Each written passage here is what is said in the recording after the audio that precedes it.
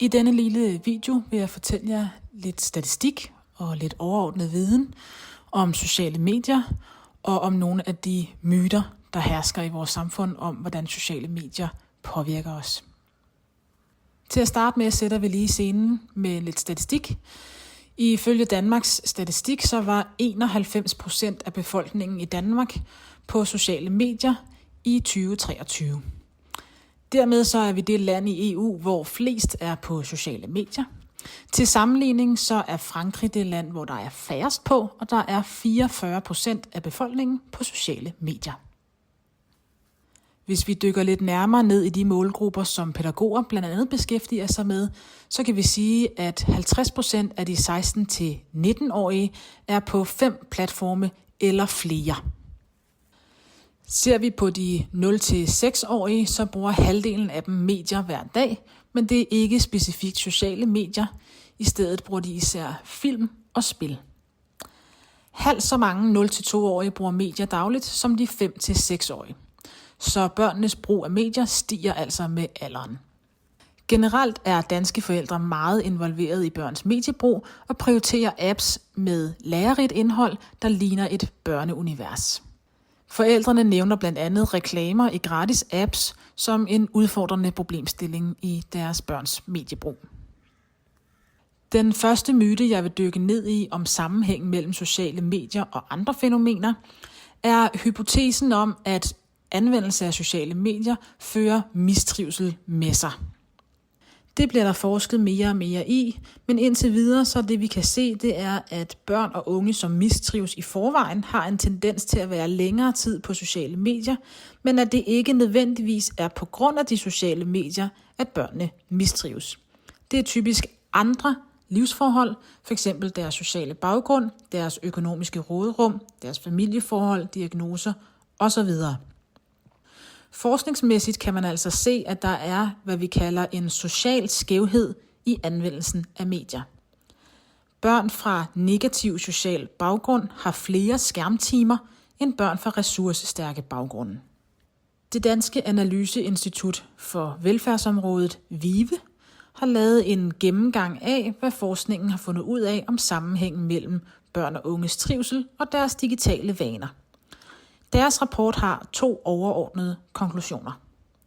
Den ene er, at stillesiddende adfærd har en negativ indflydelse på dit fysiske helbred, men det er ikke givet, at den øgede skærmtid i almindelighed tager tiden fra børns fysiske aktiviteter. Så selv hvis barnet godt kan lide for eksempel at spille computer, betyder det ikke, at det ikke kan lide at spille fodbold. En række studier peger desuden på en negativ sammenhæng mellem meget skærmtid og børn og unges mentale velbefindende. Men det er vanskeligt at klarlægge forholdet mellem årsag og virkning i den her sammenhæng. Nogle studier har fundet ud af, at unge, der har moderat skærmforbrug, trives bedre end dem, der har meget skærmforbrug, og dem, der næsten intet skærmforbrug har. I det henseende handler det om at finde den gyldne mellemvej. Her giver jeg lige ordet til en forsker fra VIVE. Det er ikke en særlig sådan stærk eller en stor sammenhæng, men altså, der er en række undersøgelser, der viser, at børn, der har sidder ekstremt meget ved skærmen, at de trives dårligere end børn, der sidder mindre ved skærmen. Og det så er heller ikke sådan helt, at jo mindre tid du bruger ved skærmen, desto mere trives du, og hvis du har et ekstremt højt forbrug, så er din mistrivsel meget høj. Som sagt er der tale om nogle sådan, vil jeg kalde det, mindre eller moderate sammenhænge. Og i øvrigt er der så også nogle studier, der viser, nogle ret interessante og større studier, der viser, at det måske ikke er sådan en lineær sammenhæng, der findes, men mere det, der kaldes sådan en uformet sammenhæng. Der er nogle forskere, der kalder det Guldlok-hypotesen, fordi der er jo et eventyr om den lille Guldlok, der kom ind til de 3 bjørne.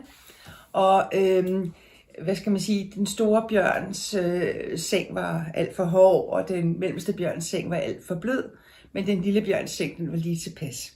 Og sådan er det måske også på det her område, at man hverken skal have alt for lidt eller alt for meget digitalt forbrug, men at det måske netop er det her med, at finde et moderat forbrug af digitale medier, at det er måske er det bedste, eller lige så pas.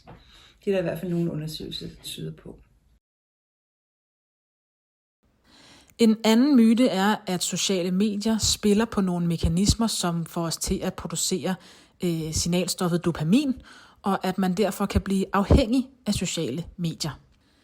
At være afhængig af sociale medier er ikke en klinisk anerkendt diagnose. Så i forhold til at få defineret, hvad den afhængighed betyder, så skal man kigge på forskningen. I et dansk forskningsprojekt har man defineret afhængighed af sociale medier ud fra en række symptomer, som kendes for andre former for afhængighed. For eksempel ludomani eller overspisning. Afhængighed af sociale medier kommer i den forbindelse til udtryk ved, at man har svært ved at tænke på andet end sociale medier, at man har behov for at bruge dem mere og mere og mere og forsømmer sine forpligtelser på grund af det. Det kan også være, at man forsøger at skære ned på sit forbrug uden succes. Hvis man tager udgangspunkt i den definition, så er der lidt over 2% af danskerne i alderen 16-64 år, der selv kan definere sig som afhængige af sociale medier. Altså væsentligt færre, end mange går og tror. Ser man på stoffet dopamin, så er der en del misforståelser, der florerer. Historisk set har man haft mange dyreforsøg, hvor man har undersøgt afhængighed i forskellige scenarier. For eksempel har man set på, hvordan rotter reagerer på euforiserende stoffer, ud fra hvilket miljø de er placeret i. Man har også undersøgt, hvorfor hospitalspatienter, der får smertestillende morfin, ikke bliver afhængige, når så mange andre mennesker er afhængige af morfin. Det, man har fundet ud af her, er, at det i højere grad er miljøet end stoffet, der har betydning. Rotter bliver således kun afhængige af kokain, hvis de er i et miljø, der ellers ikke er stimulerende. Hvis de fx ikke har noget legetøj og ikke har nogen andre rotter at tale med. Placerer man dem i et rottevenligt miljø med masser af legekammerater, masser af aktivitetsmuligheder og masser af sund mad, ja, så bliver rotterne faktisk ikke afhængige af kokain, men afslår typisk stoffet. Og så i forhold til det her signalstof, dopamin. 8% af danske avisartikler om skærme henviser til biologi og nævner ved navn neurotransmitteren dopamin. Mange tror tilsyneladende, at dopamin er en slags narko, og at mennesker kan få for meget af det. Nogle tror, man kan få dopamin ind i maden, og at junkfood for eksempel er fyldt med dopamin. Der er ingen af de ting, der er rigtige. Kroppen producerer selv dopamin ud af en aminosyre, der hedder L-dopa, det er i navnet dopamin. Og dopamin fungerer blandt andet til at hjælpe kroppen med at holde styr på dens insulinniveau. I hjernen fungerer dopamin som en neurotransmitter, der lader nervecellerne tale sammen. Den rolle dopamin spiller for vores hjerne skal forstås i sammenhæng med alle de andre neurotransmittere, der også er i gang i hjernen. Dopamin er altså ikke et belønningsmolekyle eller et nydelsesstof, som kun kan den ene ting. Der er for eksempel masser af dopaminreceptorer i vores øjne, men du har nok aldrig hørt om nogen, der var blevet afhængige af at se på solnedgange. Dopamin er også vigtig i systemer, der genererer oplevelsen af nydelse. Afhængig af, hvilke andre celler dopamin spiller sammen med, kan det både forstærke vores oplevelse af noget, men det kan også dæmpe vores oplevelse af noget. Så at dopamin er aktivt i hjernen, betyder ikke nødvendigvis, at man oplever nydelse. Der findes desværre meget få undersøgelser, som har målt, hvordan teknologibrug påvirker vores dopamin. De få, der findes, har konkluderet, at teknologibrug medfører en meget banal dopaminudløsning i hjernen på en 50-100% sammenlignet med status quo, eller hvad man vil opleve i almindelighed. Det svarer til andre sjove aktiviteter, vi kan opleve. Leg, spisning, nydelse af anden art. Hvis vi sammenligner med kokain, ligesom man har gjort med rotteforsøg, ja, så hæver kokain dopaminniveauet med 350%. Det ligger langt over selv den allerlækreste kage, du kan finde nede i kantinen. Så når medierne sammenligner teknologi 1-1 med euforiserende stoffer, ja, så er de altså væsentligt galt på den rent proportionelt. Det, at der sker en dopaminudløsning i hjernen, er heller ikke det samme som, at man er afhængig. Man har målt på blodplasma-niveauerne af dopamin, på gamere, som var kategoriseret som afhængige, og på andre almindelige teknologiforbrugere, der ikke var kategoriseret som afhængige, og man fandt ingen kemiske forskelle i deres hjerner, heller ikke på deres dopaminniveau. I dansk kontekst har Medierådet spurgt danske folkeskoleelever, hvor mange af dem, der oplever FOMO. Det siger 20% eller hver femte af de adspurgte, at de har oplevet, men 0% af dem, der oplever det, har oplevet det som et problem. De unge oplever altså godt, at de kan være bange for at gå glip af noget, men de oplever ikke, at de af den årsag er blevet afhængige af sociale medier, eller at det forekommer i så høj grad, at det står i vejen for deres almindelige livsførelse. Så hvorfor stiger mistrivslen statistisk set i Danmark blandt unge mennesker?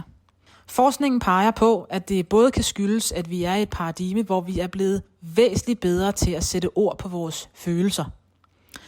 Derudover så er vi også blevet væsentligt bedre til at diagnostisere. Og af den simple årsag, så vil vi statistisk set se flere eksempler på mistrivsel og tilfælde af mistrivsel.